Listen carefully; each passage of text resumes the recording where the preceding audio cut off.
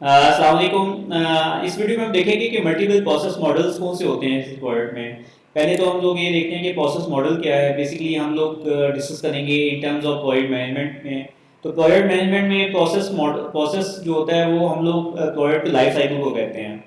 तो प्रोडक्ट के life cycle जो है उसके भी मल्टीपल प्रोसेसेस हैं, जिसमें सबसे पहला तो प्रोसेस है प्लान फोकस प्रोसेस मॉडल, जिसमें ये होता है कि हर स्टेप एक स्टेप कंप्लीट होता है और उसके होने के बाद नेक्स्ट टाइम को स्टार्ट किया जाता है। लेट्स से कि इनिशिएशन प्रोडक्ट की जब कंप्लीट हो जाएगी उसके बाद प्लानिंग स्टार्ट होगी, और जब प्लानिंग कंप्लीट हो जाएगी 100% कंप्लीट हो जाएगी उसके बाद एग्जीक्यूशन स्टार्ट होगी। एग्जीक्यूशन जब कंप्लीट हो जाएगी तो उसके साथ मॉनिटरिंग क्लोजिंग स्टार्ट होगी। और ये जो प्रोसेस है ये इसमें ये वेल डिफाइंड होता है, जिसमें इसको हम लोग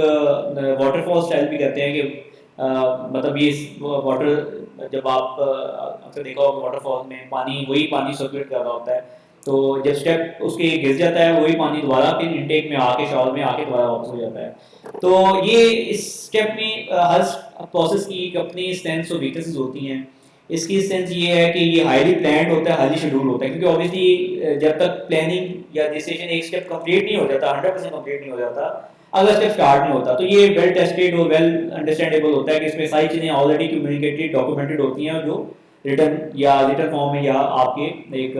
हर एक स्टेक होल्डर के सामने एक प्लान या एक डॉक्यूमेंट पड़ा होता है जिसको फॉलो किया जाता है।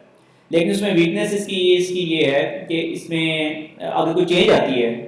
आपके स्टेक होल्डर की या क्लाइंट की कोई रिक्वायरमेंट है, उसकी नई रिक्वायरमेंट आ गई, वो देख रहा है कि यार मेरी ये नई रिक्वायरमेंट है, तो इसके अंदर तो ऑब्वियसली वो रिक्वायरमेंट को करने के लिए लेट्स से कि एग्जीक्यूशन स्टेज में जब प्रोडक्ट की शक्ल नजर आना स्टार्ट हो गई है, तो उस स्टेज में वो कहता है कि नहीं मुझे ऐसा नहीं चाहिए था, ऐसे चाहिए था, तो अब उसकी रिक्वायरमेंट चेंज हो गई है, उस रिक्वायरमेंट ये चेंज आ गई है, उस चेंज की बेसिस पे ये वाला प्रोसेस जो है ना उसको एड्रेस नहीं कर पाएगा। दूसरा जो फेज है, दूसरा जो प्रोसेस मॉडल है वो है साइक्लिक प्रोसेस मॉडल, जिसमें एक साइकिल में जब चेंजेस आती हैं तो चेंजेस उस साइकिल में वो चलती रहती है। लेट्स से कि अभी एक स्टेप कंप्लीट नहीं भी हुआ तो साथ साथ पैरेलल में बाकी स्टेप चल रहे होते हैं। लेट्स से कि इनिशिएशन कंप्लीट होगी, इनिशिएशन के साथ ही प्लानिंग भी स्टार्ट होगी, जो प्लानिंग है जितना ना पार्ट कंप्लीट हो गया उतना ना पार्ट की एग्जीक्यूशन भी स्टार्ट होगी, जितनी की एग्जीक्यूशन स्टार्ट होगी या जो जो जो एग्जीक्यूशन का पार्ट कंप्लीट होता है उसको leave they the. Let's say कि हम एग्जांपल देते हैं इसकी कि एक बड़ा कम्युनिटी सेंटर कोई बन रहा है, उस कम्युनिटी सेंटर में लेट्स से कि 10 बिल्डिंग्स हैं। अब वो 10 बिल्डिंग्स की इनिशिएशन कंप्लीट होगी, लेट्स से उसके बाद एक एक बिल्डिंग की प्लानिंग कंप्लीट हुई है, और उस प्लानिंग जैसे उस बिल्डिंग 1 की प्लानिंग कंप्लीट हुई है तो उसकी एग्जीक्यूशन कंस्ट्रक्शन भी स्टार्ट कर दी गई है। मेन वायर उसके साथ पैरेलल में दूसरी बिल्डिंग बी जो है, ये बिल्डिंग 2 है, उसकी प्लानिंग हो रही है। तो इसमें प्लान साथ साथ जो है ना वो सारे स्टेप्स पैरेलल में चल रहे होते हैं। तो इसका फायदा ये है कि इसमें जो क्लाइंट है या स्टेक होल्डर्स जो होते हैं, मोस्टली जो स्टेक होल्डर्स होते हैं वो इसमें इन्वॉल्वमेंट उनकी ज़्यादा होती है, वो अपनी फीडबैक साथ साथ देते रहते हैं, उन फीडबैक को एड्रेस किया जाता है, ताकि प्रोजेक्ट में ऑब्वियसली स्टेक होल्डर की इन्वॉल्वमेंट ज़्यादा होगी तो उसके साथ साथ फिर जो उनकी रिक्वायरमेंट है उनको एड्रेस भी किया जा सकेगा। लेकिन इसमें इशू ये है कि इसमें इस प्रोसेस मॉडल में कि इसको हैंडल करना थोड़ा मुश्किल होता है, अगर अगर तो ये डिसिप्लिन टीम ना हो और अगर डिसिप्लिन्ड स्टेक होल्डर्स नहीं होंगे तो वो कॉन्टिन्यूसली बताते रहेंगे कि ये चेंजेस करते रहेंगे, इसको ऐसे कर लो, उसको ऐसे कर लो, वैसे कर लो, और वो एक प्रोसेस जो है ना वो कॉन्टिन्यूसली चलता रहेगा। तो ये साइक्लिक प्रोसेस मॉडल के बाद हम एक नया थर्ड जो प्रोसेस मॉडल है जिसको चेंज फोकस प्रोसेस मॉडल कहा जाता है। चेंज फोकस मॉडल में होता है कि कोई भी स्टेप जो है वो कंप्लीट नहीं होता,